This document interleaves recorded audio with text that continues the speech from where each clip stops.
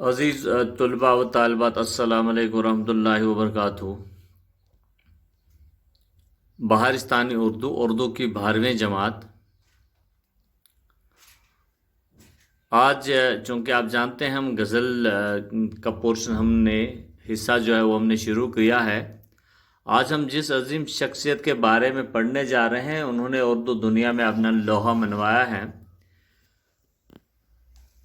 جسے درد و غم شاعر اور کہتے بھی ہیں اور فلسفیانہ شاید دونوں، یعنی کہ انہوں نے درد و غم پر بھی اپیل کی ہے اور وہ فلسفی شاعر بھی تھے۔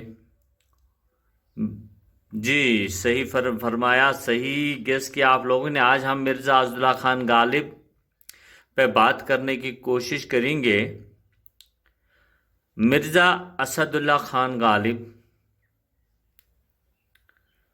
1796 عیسوی میں آگرہ میں پیدا ہوئے۔ نام مرزا اسداللہ تخلص غالب 1796 اور کسی جگہ پہ 1797 آگرہ میں پیدا ہوئے۔ مرزا کے دادا شاہ عالم کے دربار میں ملازم تھے۔ آپ کے والد عبداللہ بیگ پہلے حیدر آباد فوج میں رہے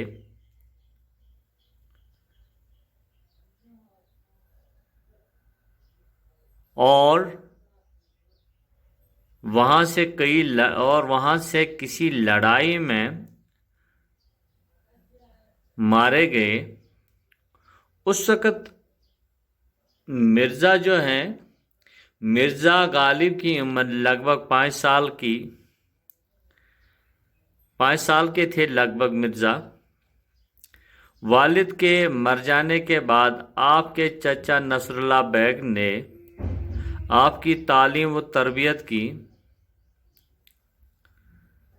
مرزا 9 سال کے ہوئے کہ ان کا بھی انتقال ہو گیا۔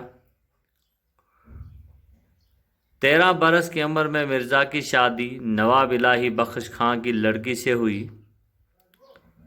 اس وقت دہلی میں شعر و شاعری کا بہت چرچا تھا۔ گرچہ مرزا فارسی میں شعر کہتے تھے لیکن ماحول کے اثر سے اردو میں بھی کہنے لگے۔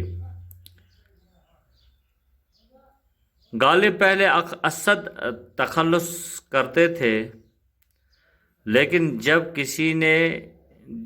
کسی شخص کا یہ شعر سنا کہ اسد تم نے غزل اچھی سنائی، ارے او شعر رحمت ہو خدا کی، تو اسد تخلص سے نفرت ہو گئی اور غالب تخلص اختیار کیا۔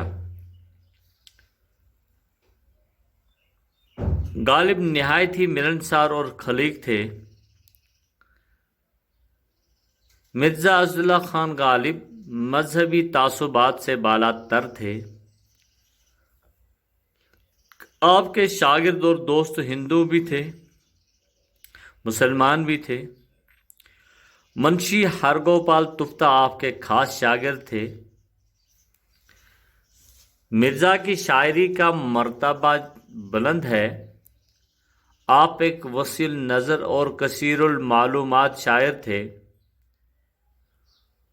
اور حتیٰ کہ ادبا ناقدین نے مرزا اسداللہ خان غالب کی شاعری کے 3 دور انہوں نے قرار دیے ہیں، یعنی کہ اسداللہ خان غالب کے شاعری کے 3 دور ہیں۔ پہلے دور میں فارسی کا زیادہ رنگ ہے اور یہ دور 25 سال کی عمر میں ختم ہو جاتا ہے۔ دوسرے دور میں زبان بالکل صاف ہے، الفاظ پر قدرت بڑھ گئی ہے۔ تیسرا دور ارتقائی دور ہے، اس نے آپ کو بلند مرتبہ تک پہنچایا۔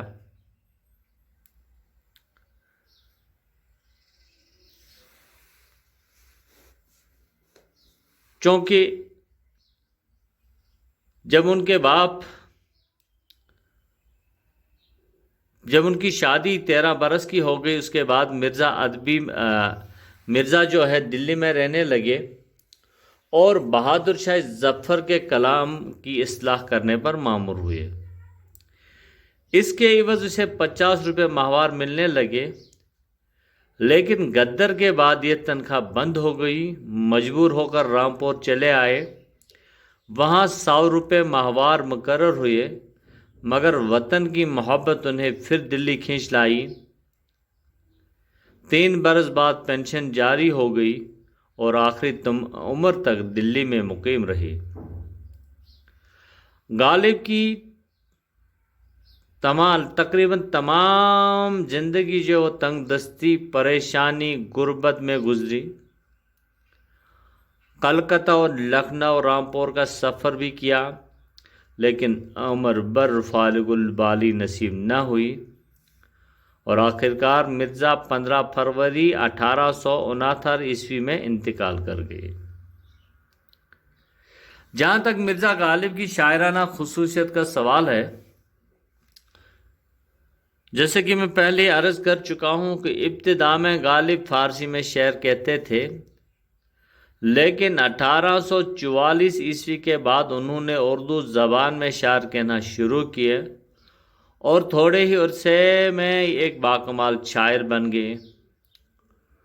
غالب کی شاعری کے کئی رنگ ہیں، فارسی آمیز اور بہت دقیق، جو ان کو مشکل پسندی کا آئینہ ہے، جو کہ ان کی مشکل پسندی کا آئینہ دار ہے، لیکن جب خیالات میں پختگی آئی تو سہل زبان استعمال کرنے کی کوشش کی۔ مزاج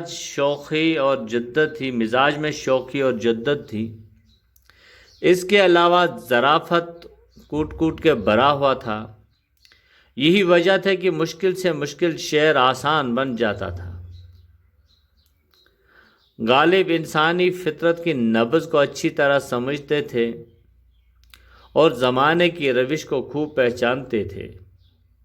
ان کی شخصیت کا یہ پہلو ان کی شاعری میں بھی نظر آتا ہے، چونکہ اگر ہم دیکھیں گے تو ان کی غزلوں میں فلسفہ بھی ہے، انسان دوستی بھی ہے، نصیحت بھی ہے، تصوف بھی ہے اور اخلاقیات بھی پایا جاتا ہے۔ اور جہاں تک ان کی شاعری میں زبان و بیان دیکھنے کو ملتا ہے، نہایت دلکش اور پاکیزہ، صاف اور ستھرا ہے۔ غالب کی شاعری سے اردو میں فکر و فلسفہ کی باقاعدہ شروعات ہوئی ہے۔ انہوں نے اردو غزل کی بنیاد تاریخی احساس اور انسانی نفسیات پر رکھی۔ غالب حسن کی برتری کو تسلیم کرتے ہوئے عشق کے وقار اور اس کی عظمت کے قائل ہیں۔ ان کے مضامین میں نہ صرف موضوع کی جدت ہے بلکہ اسلوب بھی موجود ہے۔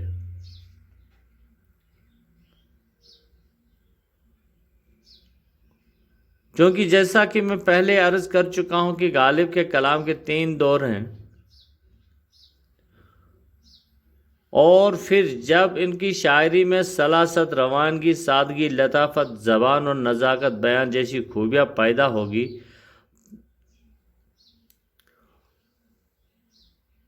مرزا جو تھے بہت بڑے فلسفی شاعر تھے۔ غالب نے اردو نثر و نظم میں ایک الگ نئی راہ نکالی۔